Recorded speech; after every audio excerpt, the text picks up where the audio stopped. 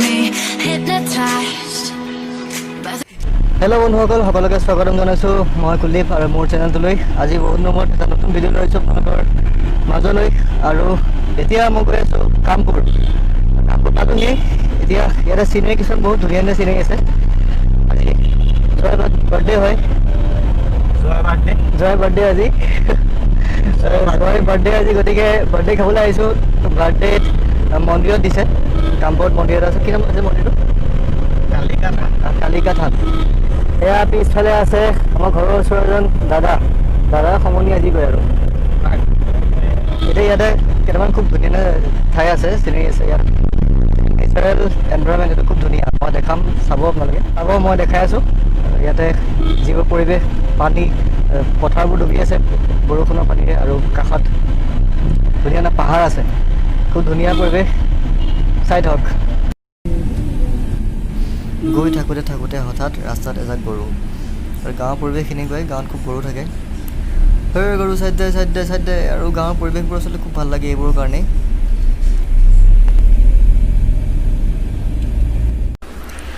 আপোনালোকক এই ঠাইখিনি মই এইকাৰণে দেখুৱাইছোঁ, ঠাইখিনি নেচাৰেল বিউটিত আপোনালোকে মন কৰক। চাৰিওফালে ইমান ধুনীয়া পৰিৱেশ এটা, ইফালে ওখ গছবোৰ, ইফালে ধুনীয়া আকাশখনটো নীলা, ইমান ধুনীয়া। আৰু ৰাস্তাবোৰ ইমান ধুনীয়া হয়, চাফ চিকুণতা। আৰু যেতিয়া এটা ৰাস্তাৰ দুইফালে যেতিয়া আপোনাৰ পানী থাকে আৰু সেউজীয়া গছ থাকে, ওপৰত নীলা আকাশখন, বগা ডাৱৰবোৰ। এবাৰ যাব এই ঠাইলৈ, আপোনালোকে গম পাব ঠাইবোৰ আচলতে নিজে চালে কিমান ভাল লাগে। আপোনালোকে চাই গৈ থাকক, মই দেখুৱাই আছোঁ আৰু বহুত কিবাকিবি। শেষলৈকে চাওক ভিডিঅ'টো। গৈ থাকোঁতে আকৌ গৰু। এইবাৰতো গৰুৰ পূৰা ডিপাৰ্টমেণ্ট বহি আছে। এই মিটিং পাতিছে সিহঁতে, মাস্ক নাই, ছ'চিয়েল ডিষ্টেঞ্চিং নাই। চাইড দে গৰুবোৰে চাইড দিব নোখোজে, বৰ দিগদাৰ। এইখন চাওক, চাৰিওফালে এইফালে ধান চান ৰুই উঠোৱা আছে, কঠীয়া চঠীয়া, পানীৰ ৰিফ্লেকশ্যন, আকাশৰ নীলাবোৰ, এমেজিং বিউটি। মানে যাব এই ঠাইতে, একদম চিয়'ৰ যাব। কঠীয়াতলি হয় কামপুৰ। আকৌ গৰু।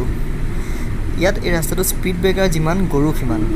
এইখিনি গৰু অলপমান বৰ জ্ঞানী হয়। এটা চাওক, ছ'চিয়েল ডিষ্টেঞ্চিং মানি ঘাঁহ খাই আছে। চেলিউট গৰু, মজা। গৰু চাইড চাইডে নিদিয়ে। এই গৰুবোৰৰ মাজত চাওক, 1 মিটাৰ ডিষ্টেঞ্চ আছে প্ৰায়। জ্ঞানী গৰু। চাইড এই চাৰিওফালে চাওক, চাইডবোৰ চাওক, আপোনালোকে ভিউবোৰ চাওক। ইয়াতে মই মোবাইলত ৰেকৰ্ডিং কৰিছোঁ, আপোনালোকে গম নাপাব। এইটো আচলতে তাত নিজে থাকি, নিজে গৈ তাত এনজয় কৰি ফিলিংছটো কেনেকুৱা আচলতে। যদি নিজে এইটো ৰাস্তাই যায়, খুব ধুনীয়া। মই কেইবাবাৰো গৈছোঁ ৰাস্তাটোৰে, বিৰাট ধুনীয়া হয়। আপোনালোকে যাব, এবাৰ হ'লেও ভিজিট কৰিব, খুব ধুনীয়া হয়। এইখিনিতে আপোনালোকক আৰু এটা কথা কৈ থওঁ, আমি আচলতে গৈ আছোঁ ক'লৈ, সেইটো আপোনাক কোৱাই হোৱা নাই। আচলতে আমি আহিছিলোঁ এটা মন্দিৰলৈ। মন্দিৰটোৰ নাম কালিকা মন্দিৰ বুলি কয় আচলতে। কামৰূপত আছে, দক্ষিণপাট নে কিমান জেগা এটা নাম আছে, তাতে আছে মন্দিৰটো। আমি তালৈ আচলতে গৈ আছোঁ। আৰু ইয়াৰ পৰা আছে প্ৰায় আৰু 10 কিলোমিটাৰমান হয় দূৰটো। আমি গৈ আছোঁ তালৈ, আৰু তালৈকে দেখুৱাম সকলোখিনি, আপোনালোকে চাই থাকক। এইখিনি আচলতে মই কাটি নিদিলোঁ ভিডিঅ'টোত, কাৰণ কিয়, এইখিনি ইমানেই ৰাস্তাটো ভাল লাগিলে, গতিকে মই ভাবোঁ আপোনালোকে চাওক। এই জেগাখিনি দেখিয়ে বহুত ভাল লাগি যায় ঠাইখিনি, সেইকাৰণে মই আচলতে কাটি দিয়া নাই। যিমান পাৰোঁ মই কাটি দেখাব চেষ্টা কৰিম, কিন্তু ৰাস্তাখিনি ইমানেই ধুনীয়া, মানে কাটিবলৈ মন যোৱা নাই আচলতে। চাওক আপোনালোকেও ঠাইখিনি, আৰু যিমান পাৰোঁ মই দেখুৱাবলৈ চেষ্টা কৰিম। চাই থাকক শেষলৈকে, আৰু বহুত কিবা কিবি দেখা হ'ব পিছলৈ।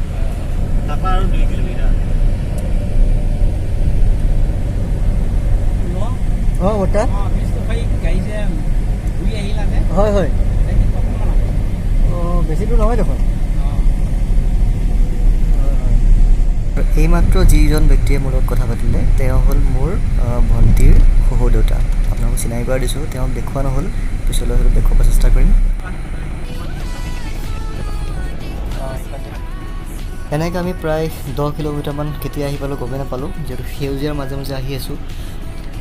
এতিয়া আমি মন্দিৰটো পালোঁ, এইফালে সোমাই যাম এতিয়া এইটো ৰাস্তাৰে। আৰু ইয়াৰ পৰা খুব বেছি আৰু প্ৰায় 500 মিটাৰমান হ'ব, আধা কিলোমিটাৰমান পাই গৈছোঁ আমি। আৰু যিহেতু সাংঘাতিক গৰম, তেতিয়াতে সময় প্ৰায় 3টা বাজি পাৰ হৈছিলে। এতিয়া আমি মন্দিৰটোৰ ফালে আহিছোঁ। এতিয়া ৰাস্তাটো খুব বেয়া আচলতে, ঘূৰাব খুব দিগদাৰ গাড়ী মটৰ। সৰু ৰাস্তা যদি আপোনালোকে আহে এইফালে তেন্তে বৰষুণৰ বতৰত একেবাৰে নাহিব কাৰণ মই জানিবলৈ পোৱা মতে এই ৰাস্তা মানে বাৰিষা সময়ত ডুবি থাকে এতিয়া যিহেতু ৰ'দ দিছে শুকাইছে তথাপিও শুকোৱা ৰাস্তাবোৰত বোকাবোৰ খুব বেয়া অৱস্থাত থাকে খুব দিগদাৰ গাড়ী চলাবৰ কাৰণে বলক এতিয়া মন্দিৰটো পাম মই একদম মন্দিৰলৈকে লৈ গৈছোঁ সেইটো মন্দিৰ আমি মন্দিৰ আহি পালোঁ অৱশেষত বহুত সময় হ'ল প্ৰায় চাৰে তিনিটা বাজি গৈছিলে আৰু এতিয়া ভাত খাবৰ সময় হৈ গৈছে ফোন কৰি আছে যিটো আমি আকৌ তেজপুৰ উভতিব লাগিব 7টা বজাৰ পৰা আকৌ কাৰফিউ ভাত পানী হ'ল এতিয়া বলক একদম আপোনালোকক খোৱা ঠাইলৈ লৈ যাম এতিয়া কমপ্লেইন দিয়ে সদায় লগত নুলিয়ালা কোৱা কি ক'বা আজি মোক উলিয়াই আছে মই একো কমপ্লেইন নিদিওঁ আৰু উলিয়াব লাগিব আৰু আজি থাকিব লাগিব হয় নেকি আৰু আজি মামীক লৈ যাম বুলি আহিছে মামীক নিদিওঁ আমি হয় নেকি লৈ যাম নহয় মামীক লৈ যাব লাগিব মামীক এয়া মন্দিৰৰ খানা মন্দিৰৰ আজি ভোগ এইজনী ভাগিনী তুমি বনাইছা ন তুমি বনাইছা নেকি কি হয় পনীৰ আৰু লেবৰা ভাজি এইটো ৰঙালাও ভাজি সেইটো পনীৰ এই দাঁতেই নাই পনীৰ খাই হাঁহি দিয়া এবাৰ হাঁহি দিয়া নহয় এবাৰ ওলাচোন দাঁতকেইটা ওলোৱা ন দেখাই দিয়া দাঁতকেইটা এইজনী ভণ্টি মোৰ ভণ্টি এজনী খুৰাজনে মোক যিমান ভাত দিলে কালি সেই ভাত 3জন মানুহে খাব পাৰিব একেলগে আৰু সেইটোৱে হৈছে আমি অহা মন্দিৰটো আমি য'ত আহিছিলোঁ মন্দিৰটো খুব গাঁৱৰ ভিতৰত আছে মন্দিৰটো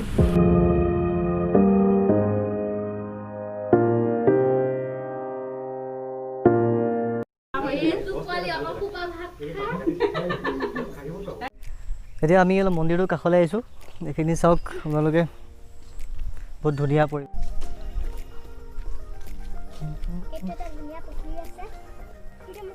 আমি যাবাহঁতে নাছিলে সেইখিনি আজি গৰমটো বহুত বেছি গৰমটো আৰু একদম ঘামি জামি অৱস্থা নাই আজি ইয়াতো বহুত গৰম মানে আমি য'ত ৰৈছোঁ তাত খুব গৰম হয় আৰু লাইন নাই ইয়াতে বৰ্তমান আৰু আমি এতিয়া ঘৰত যাব লাগিছোঁ আমি এতিয়া যাওঁ সোনকালে কাৰণ 7টা বজাৰ পৰা আকৌ কাৰফিউ গতিকে যিমান পাৰোঁ সোনকালে যদি তেজপুৰ গৈ পাওঁ খুব ভাল আমাৰ কাৰণে কি চলো